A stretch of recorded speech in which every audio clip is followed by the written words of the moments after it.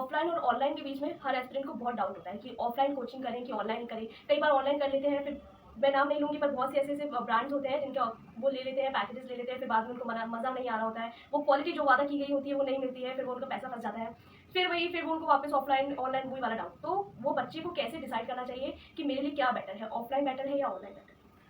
देखिए, अगर आपके पास समय है, आपको लगता है कि भाई मैं कोचिंग कर सकता हूँ, पहली बात तो ये डिसाइड करना पड़ेगा आपको कोचिंग की जरूरत है या नहीं है। अगर आपको ऐसा लगता है कोचिंग की जरूरत नहीं है तो बिल्कुल मत कीजिए, सेल्फ स्टडी कीजिए, उसमें कोई दिक्कत नहीं है।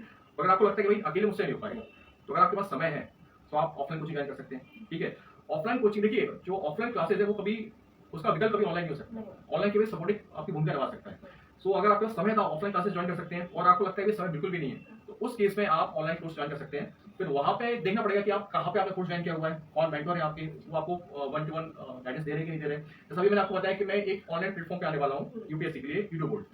तो वो जो बेसिकली ऐप के थ्रू आऊंगा, तो वो बेसिकली जो ऐप है वो 1-to-1 मेंटरशिप का है, जहाँ पे अगर आपको कोई पर्टिकुलर टॉपिक समझ में नहीं आ रहा, सपोज कीजिए आपको इंडियन सॉइल के बारे में कुछ समझना है, आपको बातें सब कुछ आता है केवल वो समझ में नहीं आ रहा है, तो पर्टिकुलर आप उस टॉपिक के लिए अपना सेशन बुक कर सकते हो। तो वहाँ पे आपको वो 1-to-1 मेंटरशिप मिल सकती है, जहाँ पे आपको जहाँ जिस चीज में दिक्कत है वहाँ अपने डाउट सॉल्व कर सकते हो। तो बहुत अच्छी चीज़ है। हाँ, तो इन फ्यूचर मैं भी कोशिश करूंगा कि मैं एमपीपीएससी के ऐसा ऐप लेके आऊँ जहाँ पे 1-to-1 मेंटरशिप देखो।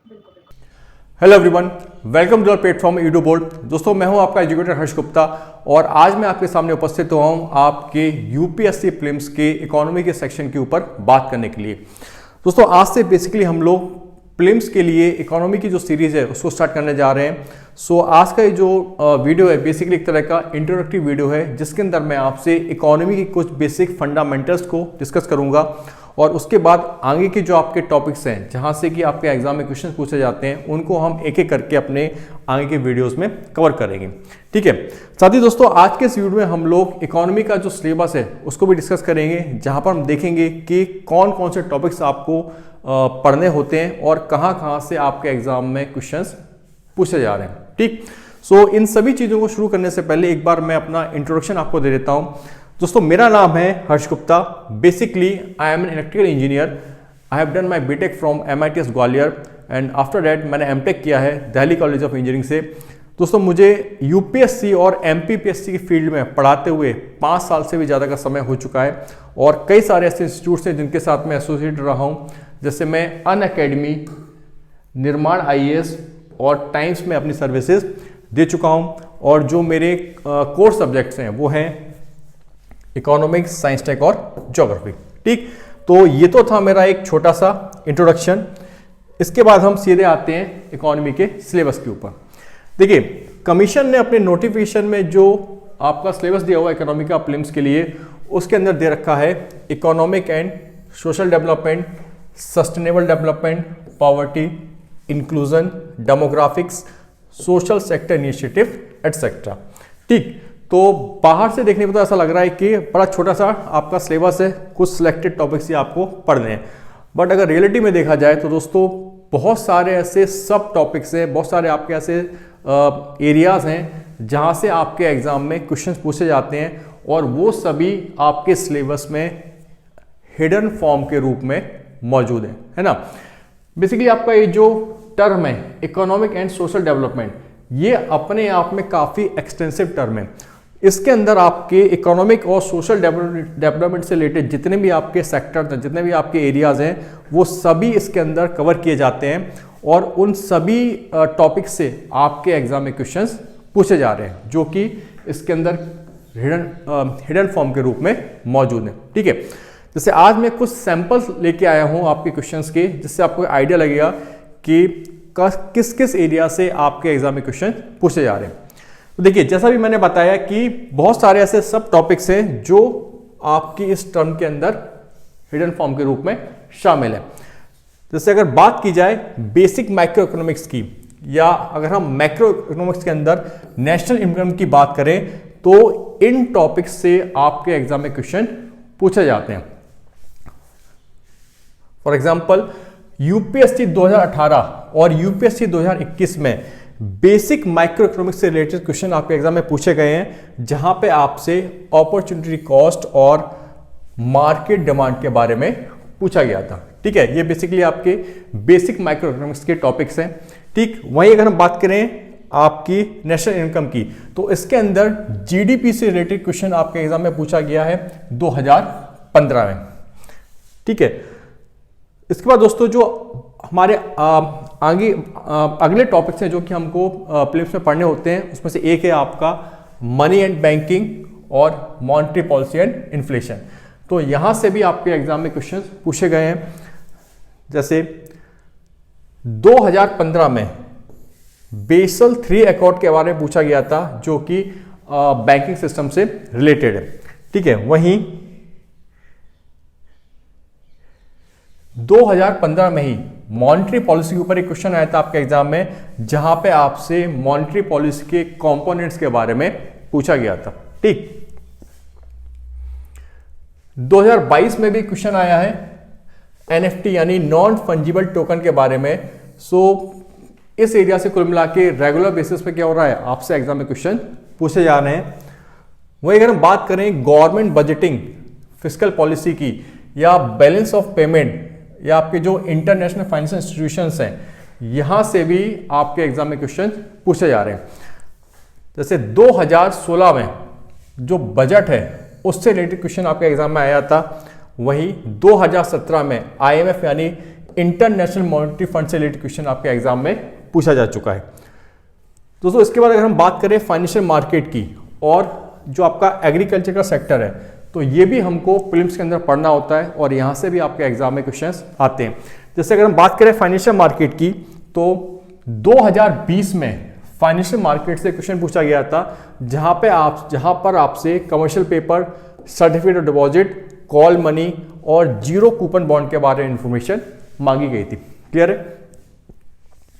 इसके बाद दोस्तों 2022 में आपका जो एग्रीकल्चर सेक्टर है, तो वहां से एक क्वेश्चन आया है जहां पे आपसे क्रॉप्स यानी आपकी जो रबी और खरीफ की क्रॉप्स है उससे रिलेटेड क्वेश्चन आपके एग्जाम में पूछा जा चुका है।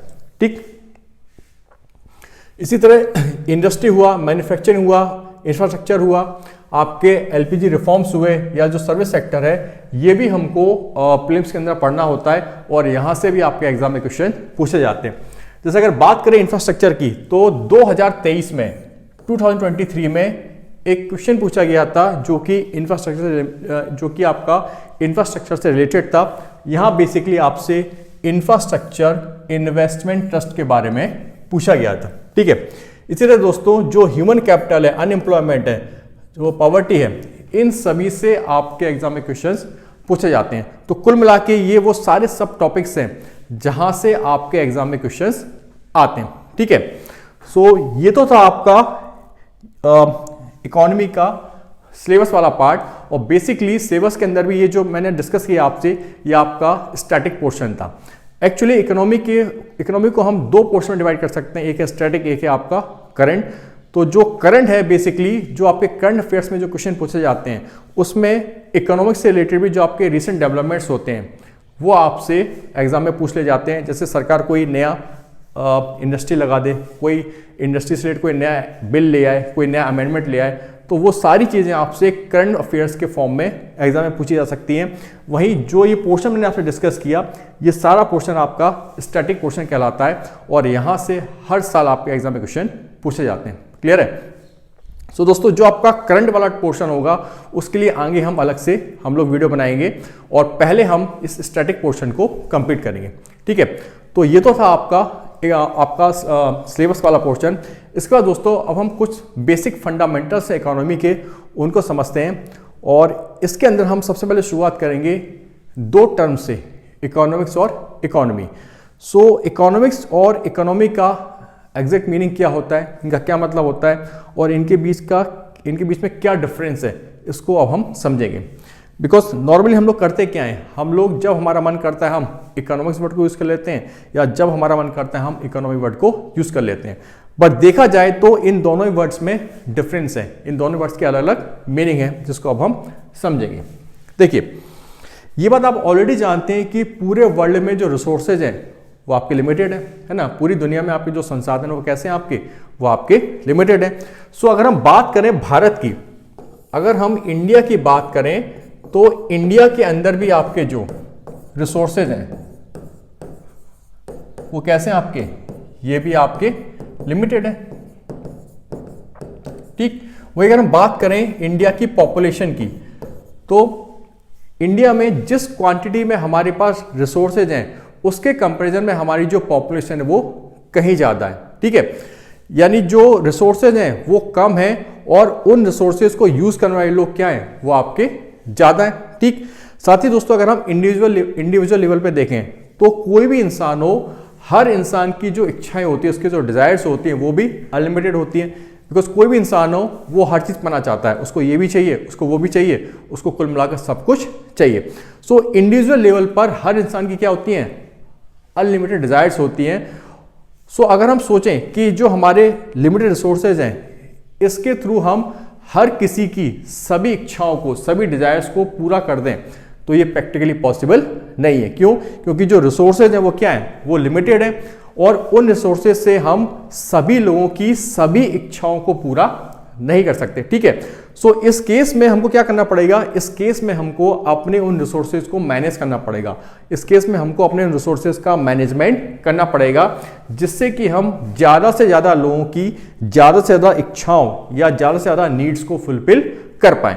बिकॉज लिमिटेड रिसोर्स की वजह से ऐसा प्रैक्टिकली पॉसिबल नहीं है कि हम हर किसी की सभी डिजायर्स या सभी नीड्स को पूरा कर पाएं। सो यहाँ पर हमको अपने रिसोर्सेज को कुछ इस तरह से मैनेज करना होगा कि हम मैक्सिमम लोगों की मैक्सिमम डिजायर्स या मैक्सिमम नीड्स को फुलफिल कर पाएं। और इसके लिए हमको क्या करना होगा, इसके लिए हमको अपने रिसोर्स को मैनेज करना होगा। तो दोस्तों यहाँ पे आप जो अपने रिसोर्सेज को मैनेज कर रहे हो, आप अपने रिसोर्स का जो मैनेजमेंट कर रहे हो, यही कहलाता है आपका इकोनॉमिक्स या इकोनॉमी। जैसे अगर हम बात करें रिसोर्स मैनेजमेंट की, तो रिसोर्स मैनेजमेंट के अंदर जब हम थ्योरेटिकल स्टडी करते हैं, रिसोर्स मैनेजमेंट के अंदर जब हम थ्योरेटिकल स्टडी करते हैं तो वो कहलाता है आपका इकोनॉमिक्स, जहां पे हम अलग अलग प्रिंसिपल्स को समझते हैं, जहां पे हम अलग अलग थ्योरीज को समझते हैं, जहां पर हम अलग अलग लॉस को समझते हैं, जैसे law of production, law of supply, law of demand. तो दोस्तों आपके रिसोर्स मैनेजमेंट का जो थ्योरेटिकल एस्पेक्ट है वही कहलाता है आपका इकोनॉमिक्स, जहां पे हम अलग अलग प्रिंसिपल्स, थ्योरीज और लॉस को समझते हैं। ठीक है, अगर हमको इकोनॉमिक्स को प्रॉपर्ली डिफाइन करना हो तो हम बोल सकते हैं कि economics is the academic discipline that studies the principles and theories behind economic activities. क्या economics? Economics is the academic discipline that studies the principles and theories behind economic activities। यानी आपकी जो भी इकोनॉमिक एक्टिविटीज हैं उनके पीछे जो भी आपके प्रिंसिपल्स या थ्योरीज काम करती हैं उनकी स्टडी इकोनॉमिक्स के अंदर की जाती है। ठीक है, सो यहाँ पे एक टर्म मिलती है हमको इकोनॉमिक एक्टिविटीज, इसको भी हम यहीं पर समझ लेते हैं कि इकोनॉमिक एक्टिविटीज का मतलब क्या होता है। देखिए, कोई भी आपकी ऐसी एक्टिविटीज जो कि मनी से रिलेटेड हो, ठीक है, जिसका रिलेशन किससे हो, मनी से हो, पैसे से हो, तो वो आपकी इकोनॉमिक एक्टिविटीज कहलाती है। जैसे मान लीजिए आप बाजार जाते हैं, ठीक है, बाजार जाते हैं तो मान लीजिए बस से जाते हैं, तो बस से जाओगे तो पैसे दोगे टिकट खरीदने के लिए, तो वो क्या कहलाएगी आपकी, वो आपकी इकोनॉमिक एक्टिविटीज कहलाएगी। ठीक है, आपने मान लीजिए कपड़े खरीदे तो पैसे दे के क्या खरीद रहे हो, आप कपड़े खरीद रहे हो, तो ये भी क्या कहलाएगी आपकी, ये भी आपकी इकोनॉमिक एक्टिविटीज कहलाएगी। आप पिक्चर देखने जा रहे हैं तो पैसे देके आप टिकट खरीदोगे, ये भी क्या कहलाएगी, ये भी आपकी इकोनॉमिक एक्टिविटीज कहलाएगी। मान लीजिए आप आइसक्रीम खा रहे हैं तो ये भी क्या है, ये भी आपकी इकोनॉमिक एक्टिविटीज है, क्योंकि आइसक्रीम खाने के लिए आपको उस आइसक्रीम वाले को पैसे देने पड़ेंगे। आप बैंक जा रहे हैं तो आपके जो भी फाइनल ट्रांजेक्शन हो रहे हैं वो सब आपके इकोनॉमिक एक्टिविटीज के अंदर आएंगे। तो कुल मिला के जो भी आपकी इकोनॉमिक एक्टिविटीज होती हैं उनके पीछे जो भी प्रिंसिपल्स या थ्योरीज काम करते हैं उनकी स्टडी इकोनॉमिक्स के अंदर की जाती है। ठीक है, सो हम बोल सकते हैं economics is the academic discipline that studies the principles and theories behind economic activities. ठीक दोस्तों, इकोनॉमिक्स को और भी अलग तरीके से इसको डिफाइन किया जा सकता है। इसकी कई सारी डेफिनेशन हो सकती हैं। जैसे इसकी एक डेफिनेशन है, and according to this economics is the study of how society use scarce resources to produce valuable commodities and distribute them among different people।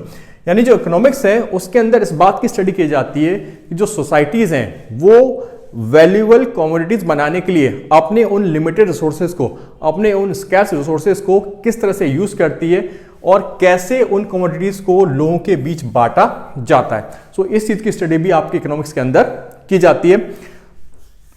इसके अगर एक सिंपल डेफिनेशन पूछा जाए आपसे कि भाई इकोनॉमिक्स की एक सिंपल डेफिनेशन बताओ जो कि सबसे ज्यादा यूज की जाती है, तो आप एक लाइन में सम अप कर सकते हैं कि economics is the study of how society uses it's scarce resources. यानी जो सोसाइटी है वो अपने उन लिमिटेड रिसोर्सेज को, अपने उन स्कार्स रिसोर्सेज को किस तरह से यूज करती है, इसकी स्टडी आपकी क्या कहलाती है? इसकी स्टडी आपकी इकोनॉमिक्स कहलाती है। क्लियर हो गया? सो इकोनॉमिक्स का जो कॉन्सेप्ट वो क्लियर हुआ कि आपका जो रिसोर्स मैनेजमेंट था उसका जो थ्योरेटिकल एस्पेक्ट है वो क्या कहलाता है आपका? वही आपका इकोनॉमिक्स कहलाता है। ठीक है, इकोनॉमिक्स के बाद दोस्तों अब हम समझेंगे कि इकोनॉमी का मतलब क्या होता है। देखिए, अभी हमने देखा कि जो हम रिसोर्स मैनेजमेंट कर रहे थे उसके अंदर हम जो थ्योरेटिकल स्टडी कर रहे थे वो क्या कहलाई? वो कहलाई आपकी इकोनॉमिक्स। वहीं जब हम रिसोर्स मैनेजमेंट के अंदर प्रैक्टिकल स्टडी करते हैं तो वो कहलाता है आपका इकोनॉमिक्स। को क्या बोलते हैं? उसको बोलते हैं इकोनॉमी। दोस्तों यहाँ पर प्रैक्टिकल स्टडी से मतलब ग्राउंड रियलिटी से है कि ग्राउंड पे एक्चुअल कंडीशन कैसे क्या है, ग्राउंड पे कैसे चीजों को इंप्लीमेंट किया जा रहा है। ठीक है, इकोनॉमिक्स के अंदर हम जो प्रिंसिपल्स पढ़ते हैं, जो थ्योरीज पढ़ते हैं, जो लॉज पढ़ते हैं, उनका ग्राउंड पे इंप्लीमेंटेशन कैसे हो रहा है, किस तरीके से उनको इंप्लीमेंट किया जा रहा है, क्या कोई पर्टिकुलर प्रिंसिपल इंडिया के कॉन्टेक्स्ट में अप्लाई हो सकता है या नहीं हो सकता। तो ये जितनी भी चीजें, इन सभी चीजों को, ये जितनी भी चीजें, ये सभी चीजें आपकी रिसोर्स मैनेजमेंट की प्रैक्टिकल स्टडी के अंदर आती है। ठीक है, और रिसोर्स मैनेजमेंट की जो प्रैक्टिकल स्टडी है इसी को क्या बोलते हैं हम? इसी को हम इकोनॉमी बोलते हैं। सो हम बोल सकते हैं economy is economics in action. यानी इकोनॉमिक्स के अंदर हम जो भी चीजें पढ़ते हैं, जो भी प्रिंसिपल्स पढ़ते हैं, जो भी हम लॉस पढ़ते हैं, थ्योरीज पढ़ते हैं, उनका जो प्रैक्टिकल इंप्लीमेंटेशन होता है वही क्या कहलाता है आपका? वही आपका इकोनॉमी कहलाता है। क्लियर है दोस्तों? इकोनॉमी ये जो वर्ड है ये अपने आप में कंप्लीट नहीं है ना। जो इकोनॉमी कैसा वर्ड है? ये आपका एक इनकम्प्लीट वर्ड है। जैसे मान लीजिए मैंने लिखा इकोनॉमी, ठीक, मैंने लिखा इकोनॉमी, तो अगर मैं ये वर्ड लिख रहा हूं इकोनॉमी तो उससे यहां पर ये क्लियर नहीं हो रहा कि एग्जैक्टली मैं इसके अंदर मुझे क्या पढ़ना है ना। क्योंकि जो इकोनॉमी वर्ड है क्या है? ये इनकम्प्लीट है।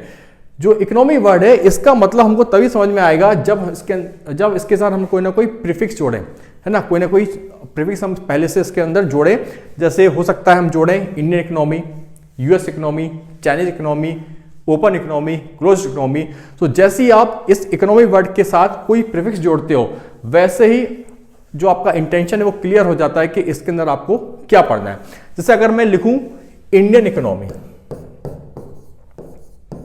अगर मैं लिखता हूं इंडियन इकोनॉमी, तो जैसे ही मैं इंडियन इकोनॉमी लिखूंगा वैसे यहां पे क्लियर हो जाता है कि मुझे यहां पर भारत का जो जीडीपी है, इंडिया का जो जीडीपी है उसके बारे में पढ़ना है। यहाँ पर इंडिया का जो पॉवर्टी है मुझे उसके बारे में पढ़ना है। इंडिया के अंदर जो अनएम्प्लॉयमेंट है मुझे उसके बारे में पढ़ना है ना। इंडिया का जो बैंकिंग सेक्टर है मुझे उसके बारे में पढ़ना है। तो जैसे ही आप इकोनॉमी वर्ड के आगे कोई प्रीफिक्स जोड़ते हो वैसे ही क्लियर हो जाता है कि आपको यहाँ बेसिकली क्या चीजें पढ़नी है। क्लियर हो गया? सो ये ध्यान रखिए कि जो इकोनॉमी वर्ड है ये इनकम्प्लीट वर्ड है और इसके अंदर हमको कोई ना कोई प्रीफिक्स जोड़ना पड़ता है। ठीक, so on the basis of this we can say that the economy is the production, distribution and consumption system of goods and services।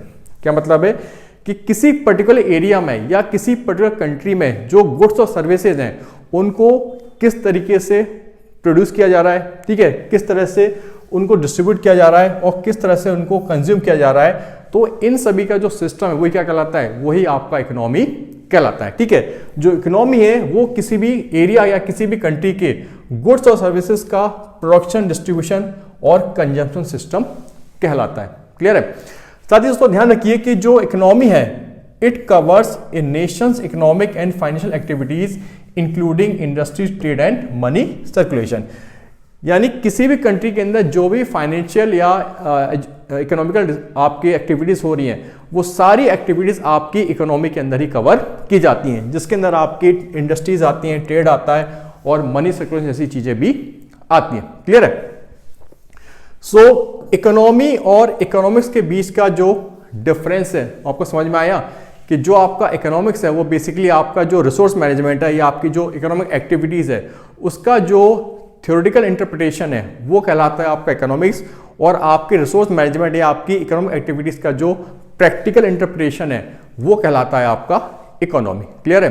सो आपको क्लियर हो गया होगा कि इकोनॉमिक्स और इकोनॉमी के बीच में क्या डिफरेंस है। ठीक, सो अब आपसे अगर कोई पूछे कि इनके बीच का डिफरेंस बताओ, देन आप बता सकते हैं economy refers to the system of production, distribution and consumption of goods and services, while economics is the academic discipline that studies the principles and theories behind economic activities। ठीक है, साथ ही ध्यान रखिए कि जो इकोनॉमिक्स है, economics is the study of how an economy works, यानी जो इकोनॉमिक्स है वो इस चीज की स्टडी करती है कि जो इकोनॉमी है वो कैसे काम करती है, वो किसी भी कंट्री की इकोनॉमी कैसे काम करती है उसकी स्टडी कौन करता है, उसकी स्टडी करता है इकोनॉमिक्स। और जबकि जो आपका इकोनॉमी ये क्या है, ये अपने आप में वो सिस्टम है। क्लियर है? तो ये था आपका इकोनॉमिक्स और इकोनॉमी के बीच का डिफरेंस। ठीक, इसके बाद हम आगे बढ़ते हैं और वो हम समझेंगे कि इकोनॉमिक्स की जो ब्रांच है माइक्रो और मैक्रो, इनका क्या मीनिंग है और इनके बीच में क्या डिफरेंस है। देखिए 1930s के डिकेड में जो आपका इकोनॉमी, वर्ल्ड इकोनॉमी में जो आपका ग्रेट डिप्रेशन आया था, इसके बाद जो इकोनॉमिक्स थी इसको दो ब्रांचों में डिवाइड कर दिया गया, है ना। इसकी दो ब्रांचें बना दी गई, एक कहलाई आपकी माइक्रो इकोनॉमिक्स और दूसरी कहलाई आपकी मैक्रो इकोनॉमिक्स। ठीक, जो जॉन मेनार्ड कीन्स हैं इनको मैक्रो इकोनॉमिक्स का फादर भी माना जाता है। सो ये फैक्ट याद रखिए, ये आपसे मेंस में, ये आपसे सॉरी प्रीलिम्स में पूछा जा सकता है। ठीक है, सो अब हम समझते हैं कि माइक्रो और मैक्रो इकोनॉमिक्स का मतलब होता क्या है। तो सबसे पहले हम समझते हैं कि जो आपकी माइक्रो इकोनॉमिक्स है ये क्या होती है।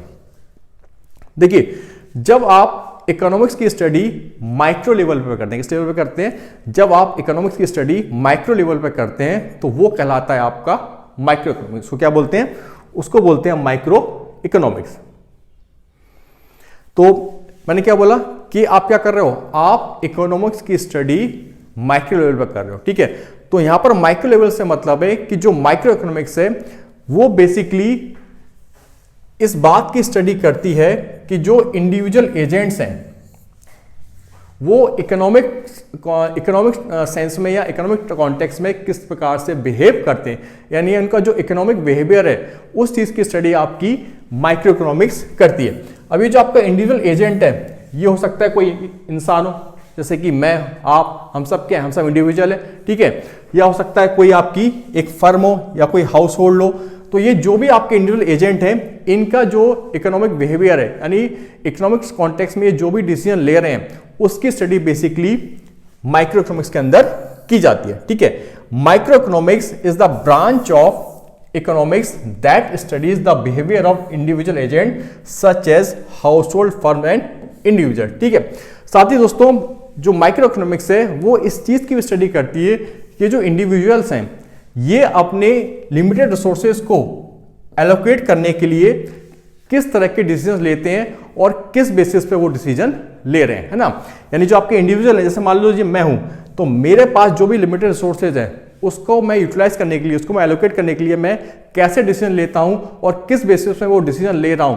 तो ये सारी चीजें भी जो माइक्रो इकोनॉमिक्स है उसके अंदर स्टडी, उसके अंदर इन सब चीजों पे स्टडी की जाती है। ठीक है, जैसे एक बायर के रूप में मुझे क्या खरीदना है, क्या मुझे नहीं खरीदना, ये जो सारे डिसीजन होंगे, मेरे इकोनॉमिक डिसीजन होंगे, ये सारे आपके माइक्रो इकोनॉमिक्स के अंदर स्टडी, इसकी स्टडी की जाएगी। या बोल सकते हैं एक बायर के रूप में मुझे क्या, एक सेलर के रूप में मुझे क्या बेचना है और क्या नहीं बेचना, इससे रिलेटेड मेरा जो भी डिसीजन होगा वो सब किसके अंदर आएगा, वो सब आपके माइक्रो इकोनॉमिक्स के अंदर आएगा।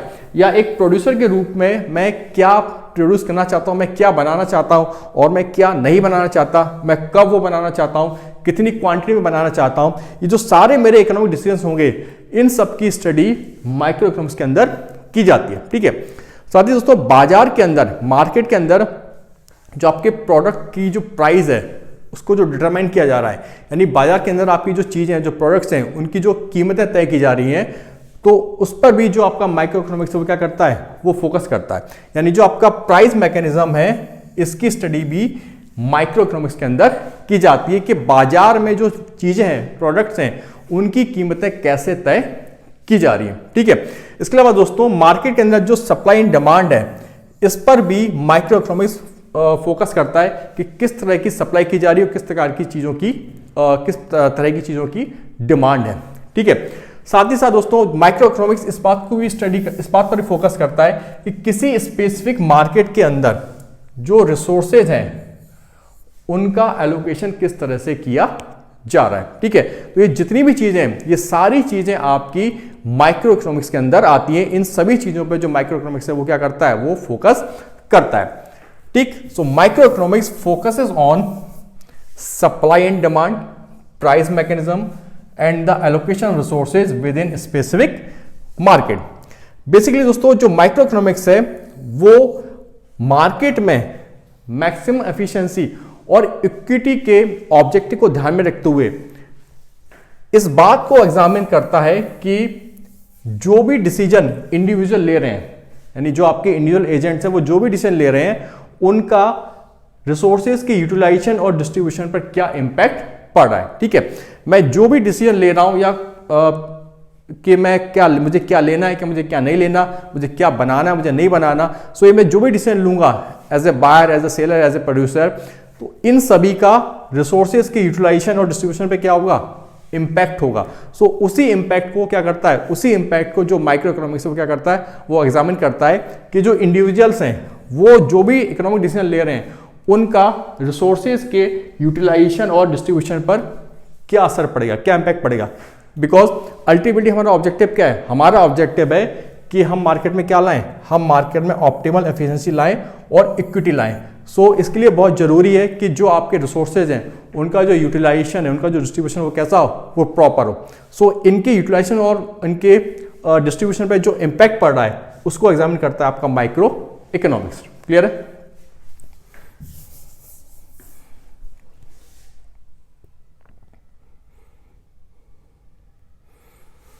सो माइक्रो इकोनॉमिक्स आपको समझ में आए कि माइक्रो इकोनॉमिक्स का मतलब क्या है। जब आप इकोनॉमिक्स को माइक्रो स्केल पर क्या करते हो, स्टडी करते हो, तो वो कहलाता है आपका माइक्रो इकोनॉमिक्स। ठीक है, बेसिकली इसमें जो इंडिविजुअल डिसीजंस होते हैं उसकी स्टडी की जाती है आपकी इकोनॉमिक्स की इस ब्रांच के अंदर। अब हम बात करते हैं मैक्रो इकोनॉमिक्स की।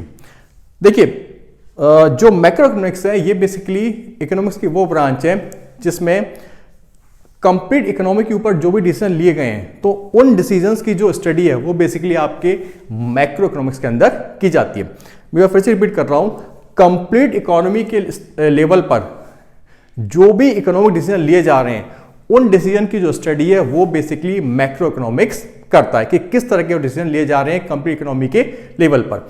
जैसे जो सरकार है आपकी, जो गवर्नमेंट है, वो जो भी इकोनॉमिक डिसीजन लेती है वो सब आपके मैक्रो इकोनॉमिक्स के अंदर शामिल किए जाएंगे। क्यों? क्योंकि वो जो भी डिसीजन लेंगे उसका जो इंपैक्ट होगा वो आपकी कंप्लीट पूरी इकोनॉमी के ऊपर क्या होगा, उसका असर आएगा। ठीक है, जैसे मान लीजिए गवर्नमेंट नेशनल इनकम के ऊपर कोई डिसीजन लेती है, इन्फ्लेशन के ऊपर कोई डिसीजन लेती है, या मॉनेटरी पॉलिसी के ऊपर कोई डिसीजन लेती है, तो इससे रिलेटेड जो भी डिसीजन होंगे ये सारे आपके मैक्रो इकोनॉमिक्स के अंदर शामिल होंगे। क्यों?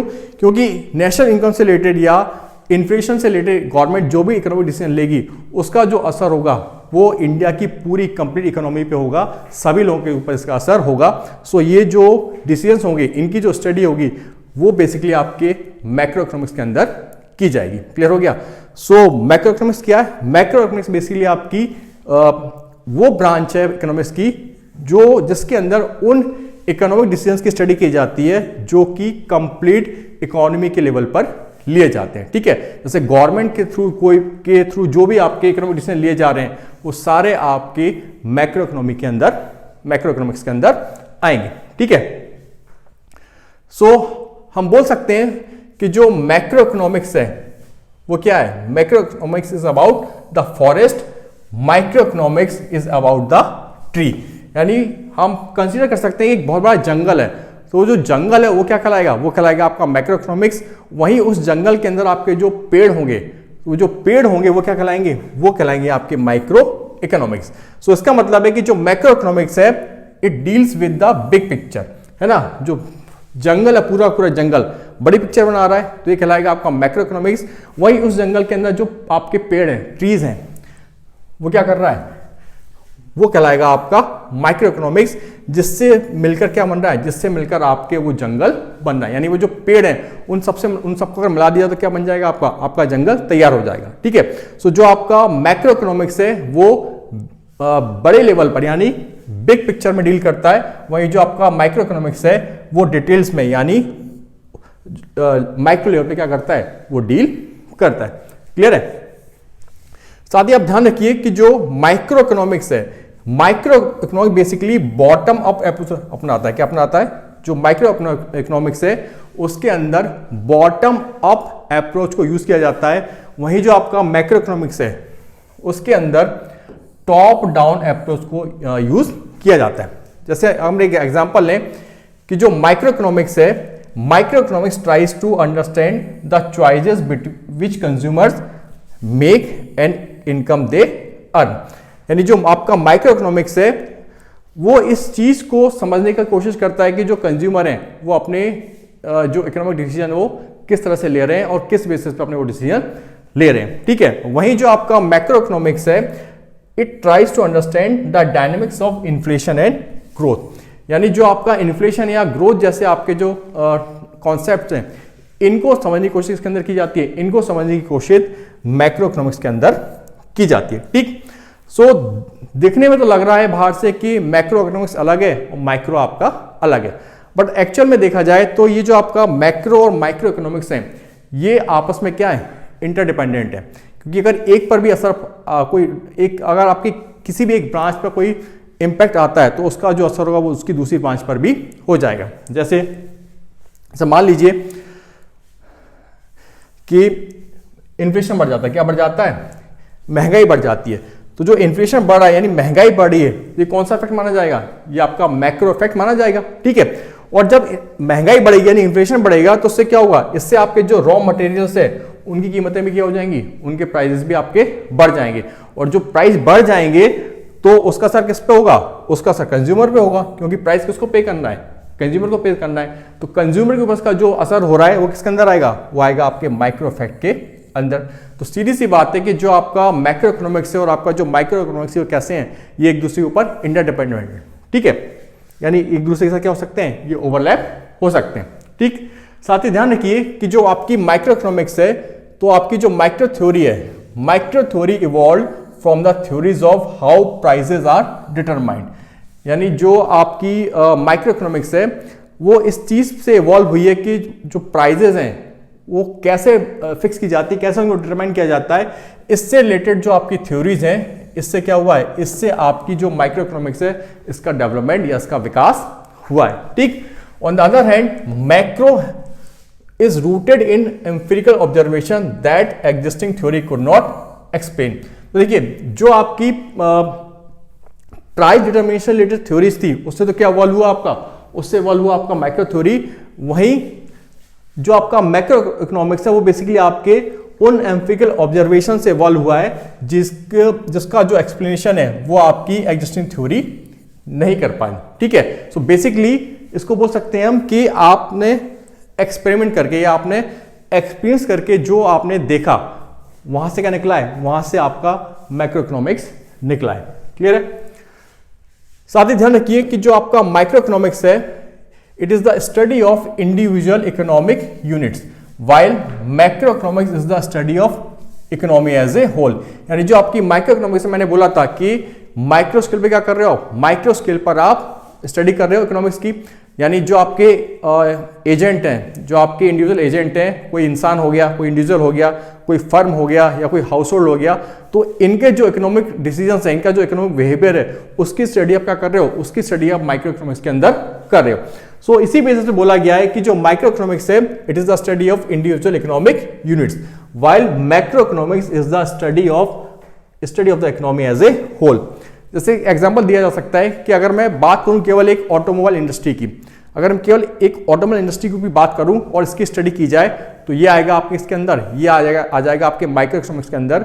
वहीं अगर आप कंप्लीट मैन्युफैक्चरिंग इंडस्ट्रीज की बात करो, यानी जितनी भी आपकी मैन्युफैक्चरिंग इंडस्ट्रीज हैं ऑटोमोबाइल के साथ साथ, जब उन सभी की आप बात करोगे एज ए होल, तो वो आएगा आपके मैक्रो इकोनॉमिक्स के अंदर। क्लियर है? सो ये डिफरेंस है आपका माइक्रो और मैक्रो इकोनॉमिक्स के अंदर। ये आपका चार्ट दे रखा है कि जो माइक्रो इकोनॉमिक्स है उसके अंदर बेसिकली आपके इंडिविजुअल मार्केट आते हैं, सप्लाई ऑफ गुड्स आते हैं, आपके इंडिविजुअल कंज्यूमर बिहेवियर आते हैं। वो अगर बात की जाए मैक्रो इकोनॉमिक्स की तो उसके अंदर आपका जीडीपी आएगा, इन्फ्लेशन आएगा, है ना, आपका जो एग्रीगेट डिमांड्स है वो आ जाएगी, एम्प्लॉयमेंट आ जाएगा, अनएम्प्लॉयमेंट आ जाएगा। ये सारी चीज़ें आपकी मैक्रो इकोनॉमिक्स के अंदर आएंगी। क्लियर हो गया? सो इन दोनों के बीच का डिफरेंस आपको समझ में आया?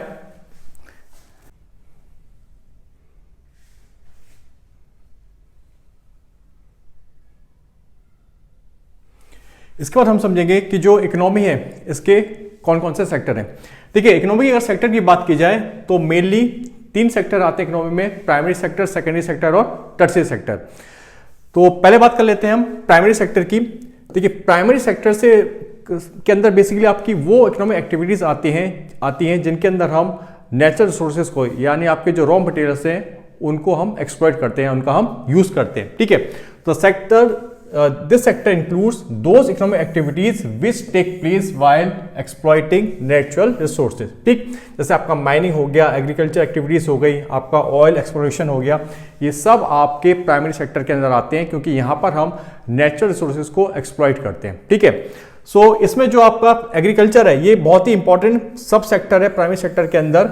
और जब एग्रीकल्चर किसी कंट्री का जो लाइवलीहुड है और जो नेशनल इनकम है उसमें 50% से ज़्यादा का क्या दे, कंट्रीब्यूशन दे, तो इस कंडीशन में उस देश की जो इकोनॉमी होगी वो क्या कहलाएगी? वो कहलाएगी एग्रीरियन इकोनॉमी। क्लियर है?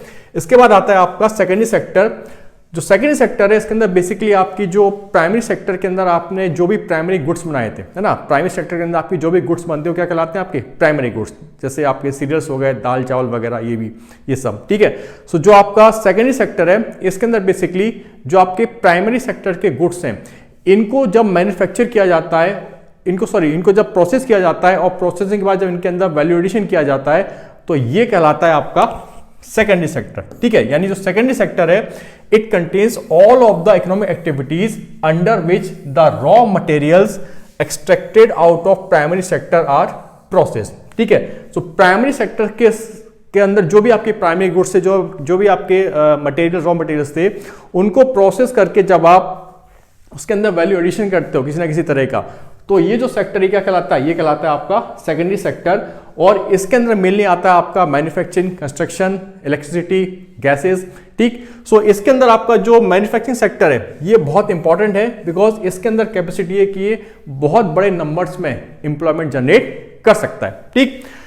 सो अगर आपका जो सेकेंडरी सेक्टर है वो किसी कंट्री में नेशनल इनकम और एम्प्लॉयमेंट के मामले में 50% से ज्यादा का कंट्रीब्यूशन दे रहा है तो इस केस में वो जो इकोनॉमी हुई वो क्या कहलाएगी? वो कहलाएगी आपकी इंडस्ट्रियल इकोनॉमी। ठीक है? तो ये कहलाता है आपका सेकेंडरी सेक्टर। वही अगर बात की जाए टर्शियरी सेक्टर की तो आपके सर्विसेज से रिलेटेड जो भी आपकी एक्टिविटीज हैं वो सब आपके टर्शियरी सेक्टर के अंदर इंक्लूड की जाती हैं। All of the economic activities where services are produce fall under this sector. यानी सर्विसेज से रिलेटेड जो भी आपके चीजें हैं, जैसे आपका एजुकेशन हो गया, हेल्थ हो गया, इंश्योरेंस हो गया, बैंकिंग हो गई, ये जितनी भी आपकी सर्विस एक्टिविटीज हैं ये सब आपके टर्शियरी सेक्टर के अंदर आते हैं। यानी जो टर्शियरी सेक्टर है वो बेसिकली कैसा सेक्टर है? वो आपका सर्विस सेक्टर से रिलेटेड इंडस्ट्री उसके अंदर आती है। ठीक है? सो जब आपका जो टर्शियरी सेक्टर है अगर वो किसी कंट्री में नेशनल इनकम और लाइवलीहुड के मामले में 50% से ज्यादा का क्या दे, कंट्रीब्यूशन दे, तो इस केस में वो जो इकोनॉमी होगी वो क्या कहलाएगी? वो आपकी एक सर्विस इकोनॉमी कहलाएगी। क्लियर है? तो ये कहलाता है आपका टर्शियरी सेक्टर। दोस्तों टर्शियरी सेक्टर को आप 2 सब सेक्टरों में भी डिवाइड कर सकते हो, जिसमें से एक है आपका क्वाटरनरी और दूसरा आपका क्यूनरी। तो अगर बात करें क्वाटरनरी सेक्टर की, it also known as the knowledge sector. इसको क्या बोलते हैं? इसको नॉलेज सेक्टर बोलते हैं। The activities related to education and research and development come under it। यानी आपके एजुकेशन और आपका जो भी रिसर्च डेवलपमेंट है, आपका जो भी R&D है, उससे रिलेटेड जो आपकी एक्टिविटीज हैं वो आपके इस क्वाटरनरी सेक्टर के अंदर इंक्लूड की जाती हैं। ठीक है? वही अगर बात करें हम क्वीनरी सेक्टर की तो all activities where top decisions are made fall under it. The highest level of decision makers in governments, inclusive of their bureaucracy and private corporates sector fall under it. यानी basically जो higher level पे आपकी जो भी decision making की जा रही है, चाहे आपकी वो गवर्नमेंट लेवल पर आपकी ब्यूरोक्रेसी के अंदर की जा रही है या जो प्राइवेट आप सेक्टर के अंदर आपके जो कॉर्पोरेट्स हैं, तो वहां पर जो भी आपके हायर लेवल पे आपकी डिसीजन मेकिंग की जा रही है, तो उससे रिलेटेड जो भी चीजें हैं वो सब किसके अंदर आएंगी? वो सब आपकी क्यूनरी सेक्टर के अंदर आएंगी। यानी all activities where top decisions are made, वो सब आपकी क्यूनरी सेक्टर के अंदर आती है। क्लियर है?